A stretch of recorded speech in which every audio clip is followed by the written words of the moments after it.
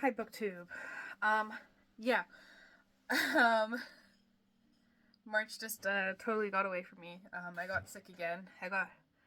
After the respiratory illness I had last time, I got COVID, and yeah, I'm still a little like congested, but feeling better. Seems to be the way things are going when I do get sick is within a week or two I'll get sick again. Um, yeah, because last time it was I had COVID first, and then I got the flu, and this time I had some respiratory thing, and then I had COVID, and fingers crossed, the sickness is done for this year. Um, yeah, so I'm not here to talk about being sick. I'm not here to have any excuses for not filming and uploading. Just haven't been. I've been pursuing other interests and working full time. Like a lot. It feels like I'm working a lot more than full time, but it is only 40 hours a week. Well, one week it's 32, and the next it's 48. But that's the way it goes. Um. Anyways, here to talk about books. So I've got two books that I've recently finished here, and I'm going to talk about books that I'm currently reading, and then books that I plan to read, and then also talk about plans, or rather the lack of plans for April. So this is like a big update. Anywho, I have not watched Canada Reads. I want to watch Canada Reads. I've only read 3 of the books, or 3.5 of the books, I should say. I want to read them all, but it's just, I don't know. I'm following my mood, and my mood's just not calling to those books right now. But yeah, I do want to watch Canada Reads at some point. I got spoiled for who wins, but I do want to see the debate. And the reason I bring up Canada Reads is because I did read Dennison Avenue. Yeah, so this is about a, I don't know how old she is. I guess I could work it out with the math, but we'll say like a older Chinese woman who's immigrated to Toronto when she was younger. Not like young. She's married. And immigrated to Chinatown, Kensington Market in Toronto, if you're familiar with that. Which I was very familiar with that. I loved going to Kensington Market. And it was a shame, actually. So let me get on to the story instead of saying that. So this is about the gentrification of that area, and we're seeing it through her eyes. As all these stores start to shut down and different things come in and all that kind of stuff. And it was sad to see some of the stores that I used to visit back in between 2004 and 2009. Was when I was living in Toronto. Yeah, seeing some of the buildings closed down. We have some sketches in the back here of the city. Yeah. So yeah, that's what that was about. I really liked it. I like that she included the original language, or at least I don't know if it's just transliteration, or I don't know if that's gonna show up, but she'll show the original language here. And so that's where I, like, of course I can't understand that, but it gives you a feeling of how things are said, which was interesting. And then like we get the translation underneath it in brackets, which was cool. And I like that sometimes she did play with words on the page. So here we have like a little poem where like words get suddenly bigger and stuff like that. It was a really touching story. I did enjoy it. And this book just feels really nice. Like the pages are nice to touch. They're a little slippery, shiny, but the outside is matte.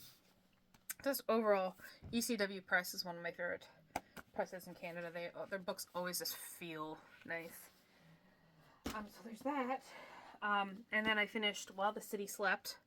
Yes, this wasn't on any TBRs. This is a book I got from the library by Eli Sanders. So this is about the murder of, Teresa Butts' murder. Jennifer Hopper was survived, and Isaiah Calaboo. And it's interesting because he gives us in-depth look at all 3 of the people. So the two victims and the person who committed the crime. And it was done very, what's the word I'm looking for? Compassionately for everyone involved. Because Isaiah had a huge slew of mental health problems. That could have been this, and the thing was is that this problem could have been addressed a lot sooner. Because recommendations were made in his family and from his school and from different government agencies, and saying stuff like this person needs some help, but there was no follow through on any of that help. And it could have saved both Isaiah and Teresa and Jennifer from that night. Yeah, I really liked that, how compassionately it does. It wasn't sensationalized. Like, look at this horrible crime, the horrible people who did it, and that kind of stuff. It was like, this is a horrible thing that happened. These are real people. This is a very nuanced take on it. So I really did like that view of it.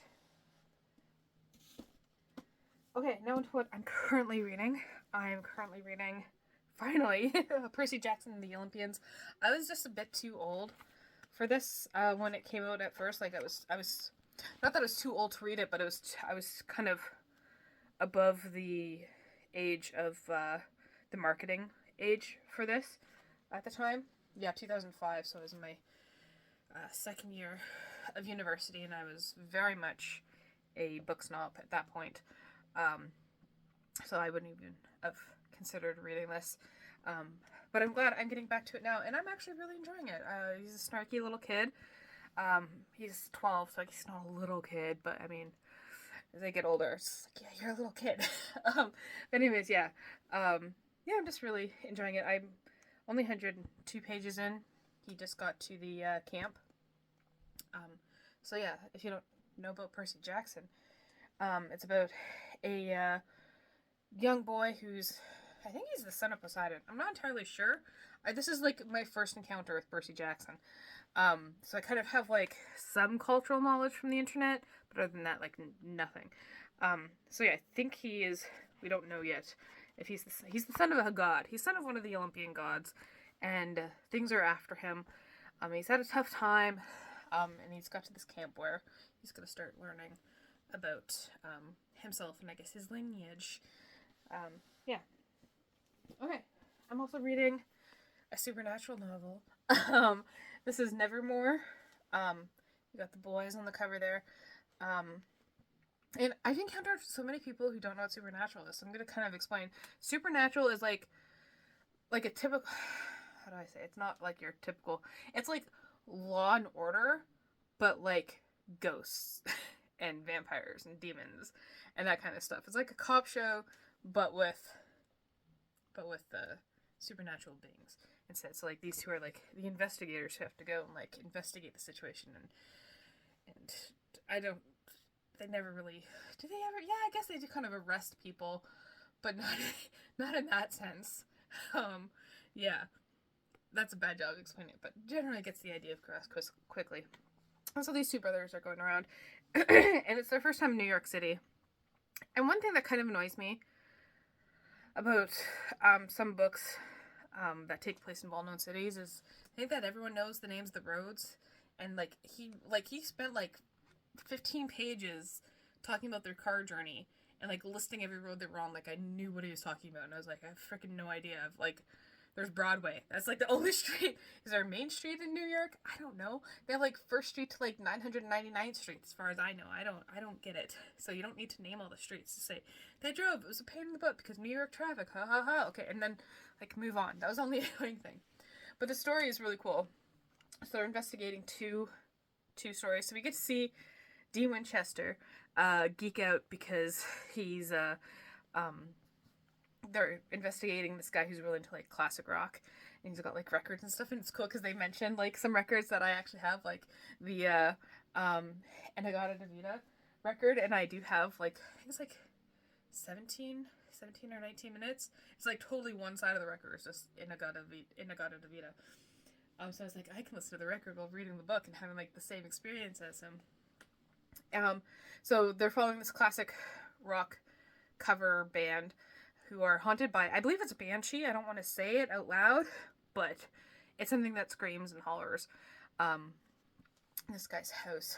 So they're investigating that, but they're also investigating these deaths that mimic Edgar Allan Poe's stories, which is why it's called Nevermore. So it was so cool because I love Edgar Allan Poe myself too.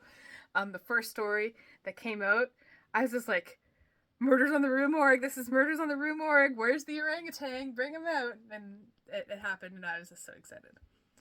So yeah, this is just like pure fun. Pure, stupid fun. But it's also interesting. I don't know if you care, but I care, so I want to talk about it. It's also interesting because this takes place in season 2. So it's interesting, the characterizations. That's something that always happens in like these fan novels. That's what I call them. I don't know what they actually are called. But these fan novels that are just like the character that I know after 15 seasons and like rewatches, and like I feel like I know these characters a lot from watching it so much. Seeing them in like season 2 and him trying to flesh out their personalities more in the book is interesting because I'm like, but then I'm like, oh yeah, season 2, that would be more believable. So it's interesting to kind of like pit myself in the mindset of this is season 2, not season 15 Dean, season 2 Dean, not season 15 Sam, season 2 Sam. Yeah. Sorry for keep clearing my throat. And then one of my favorite religious historians is Reza Aslan, so I decided to read this, No God But God, The Origins, Evolution, and Future of Islam. I've read his Zealot, which was about the historical Jesus, and then God, A Human History, which is an examination of like the idea of God throughout human history. That's exactly what the title says. So I believe, yeah, this next sentence I'm about to read is about Muhammad's death. So I'm learning about the life of Muhammad here. So the establishment of the religion, and then his death. So like about the person the religion was based on. And then I'm getting more into, I guess, the history after that, which is fascinating. Islamic history is fascinating. I want to know more about it, so I'm reading about it. I read a bit about it in, I believe Karen Armstrong touches a lot on Islamic history.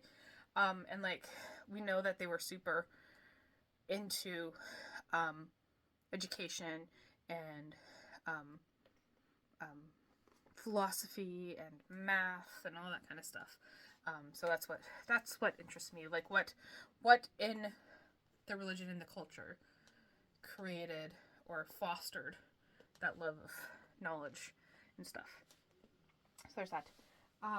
Also, I didn't know this, but Van Gogh's birthday is March 30th. And this book was on display at the library. I didn't know. It didn't have a sign or anything that said it was Van Gogh's birthday this month. And I love Van Gogh. My favorite painting is Crows Over a Wheat Field, which I believe was his last painting that he ever did. Yeah. So this is about... It's more than just what the title says. This is... Her main crux that everything is kind of balanced on is the story behind him cutting his ear off. So she wanted to find out the story behind that. How much of his ear did he cut off? Why did he do it? What was his mental state at the time and his mental state after? Who did he give it to? And why did he give it to her? And that kind of stuff. Like, fully finding out this person. Not just saying it was some prostitute, but finding out who that prostitute was. Giving her a name and actually finding her descendants. Yeah, so it's really cool learning the history of like this little town that he went to, Arles, in the south of France. And his family and his relationship with his brother. So it's really fascinating. He was a really fascinating person. If you have any opportunity to read his letters, I believe they're collected as a compilation called Dear Theo.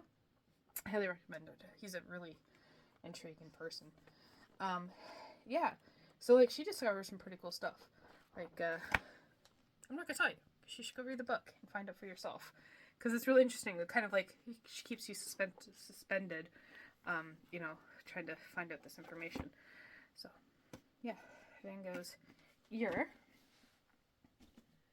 And like what I also appreciate and what I love about nonfiction, and it could be like that's why I like a variety of different nonfiction, is that what I love the most in nonfiction is feeling a person's passion for the topic coming through, and you can really feel this. Like she talks about how she does the research, and how she compiles the research, and how much research she has, and how much she wants to share all this research with you. And you can just feel it coming across on the page, just how passionate she is about this topic. This book I literally just started and said, well, I think I'm going to film a video. It's how things are being done.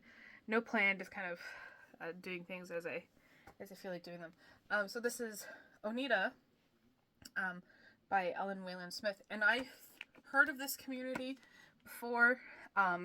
It was Free Love Utopia. And then they went into a silver business, apparently. So it started out like in the 1840s to 1880. It was actually established, but they had this whole Christian utopia, which seems really cool, but then like it eventually evolved like eugenics and stuff like that. So it kind of went, you know, I guess haywire is a little light on the term, but it went wrong. But the descendants of that community continued on with some of the ideals, mixing communism with like capitalism and stuff like that, and started this like silverware business. So yeah, it's just an interesting look at like this. I guess you can call it a cult. If you might recognize the name John Humphrey Noyes. If you're into cults, this is one of the early cults. And then, so that's all I'm currently reading. It's only those few things. And these are what I want to read. Coming up next. Few smaller books. So as I said, Van Gogh's birthday is on the 30th. So on his birthday, today's the 25th. Don't quote me on that. I don't have a calendar around here. I think I should know what day it is, but I don't. Anyhow, on the 30th, which hopefully I'll remember it's the 30th before it's not the 30th, I want to read this. I told myself I was only allowed to buy one book, but I was allowed to check the kids sections because they use a lot of their books for crafts and stuff like that. To like cut up the books. Yes, I cut up books for crafting. And I found this one and I was just like, oh wait, I have to read this one. So this is the Vango Cafe, and what got me is that, I'll just read the back. Miracles are made to order at the Vango Cafe in Flowers, Kansas. At least that is what Claire and her father Mark, the cafe's owner, believe. Every day they fill coffee cups, serve meals, and wait for the magic to happen. Yeah, so I just thought, that sounds really cute. It's only like 53 pages, and like big kid type print. So I'm looking forward to just reading that on Vango's birthday. And these next two books, I had a little accidental trip to the library. You know, one of those videos where it's like, I don't know what's wrong, but I put one foot in front of the other, and all of a sudden, poof, I'm at the library. Yeah, so I picked up a few books there. And I got Colonel Perkinson in Charge by Francois Gravel. And translated by Shelley Pomerantz. I didn't know this was translated. So this is about a guy who, I don't know what he is, but he gets diagnosed eventually with Parkinson's disease. And he talks about, how that affects his day-to-day life. So yeah, I just thought that was really interesting. I used to work in home care and worked with quite a few people who had Parkinson's. So it'll be interesting to see it, because normally when I get to the house, they be past the point of communication. A lot of people with Parkinson's end up with a certain type of dementia. I can't remember off the top of my head what it's called, but Parkinson's does eventually lead to dementia. So by the time I see them, they're, you know, not all there and able to speech is taken away a lot of the times. Communication methods are taken away. So a lot of times I don't get to see that the early stages of it. So this will be an interesting look at it. And the last one is I've been really interested in mushrooms lately, not in like the drug sense, but in the mushrooms are kind of cool looking, and they're fascinating to learn about. I read The Way Through the Woods by Long Wit Woon. I remembered her name, which is about her overcoming her husband's death by getting into mushroom foraging, and that was really cool. So I wanted to learn more about mushrooms, and I picked up this one, The Secret Life of Fungi, mostly because it was short. I did want to pick up, there's another more popular one out there, An Entangled Life, I believe it's called. But I didn't want any really big books. So I decided to pick this one up. Yeah. So that's it. It's about mushrooms. I don't know much more about that because I haven't read it yet. And it is like one of my favorite colors of like teal. There's a lot of teal.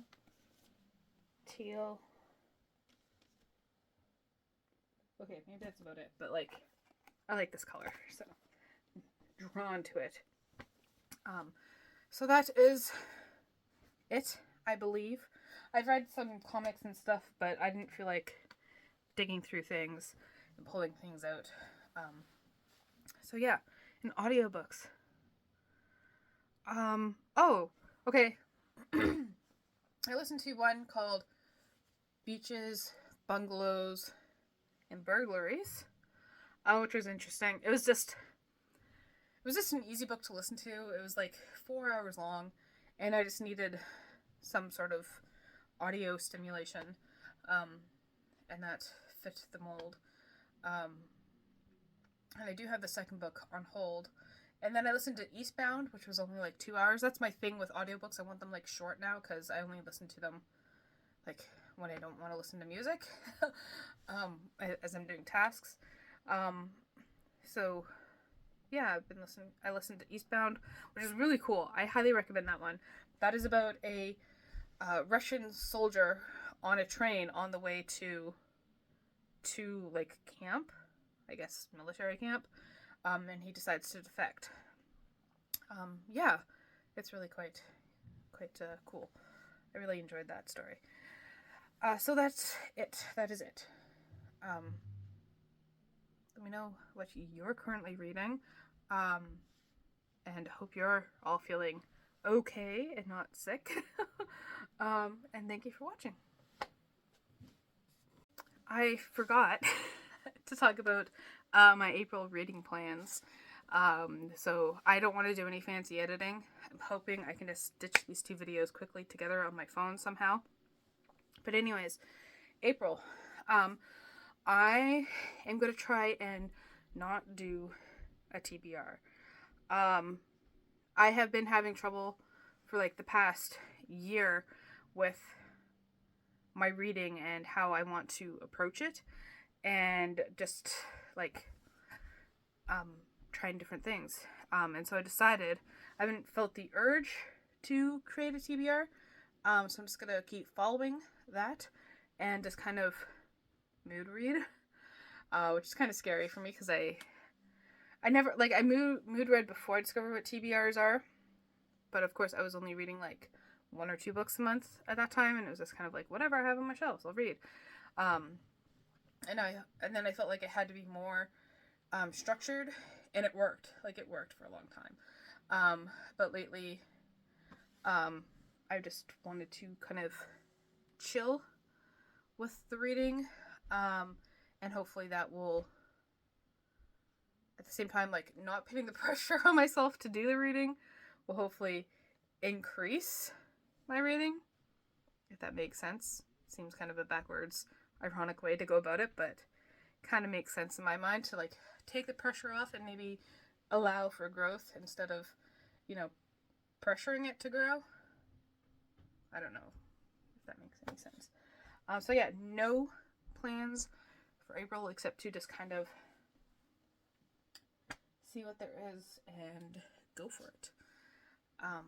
Yeah, so let me know how you approach your reading. If you're feeling like, I guess I'm feeling like burnt out. That's what I'm feeling with reading and booktube right now. So I'm feeling a little burnt out, and I don't want to stop because I love reading.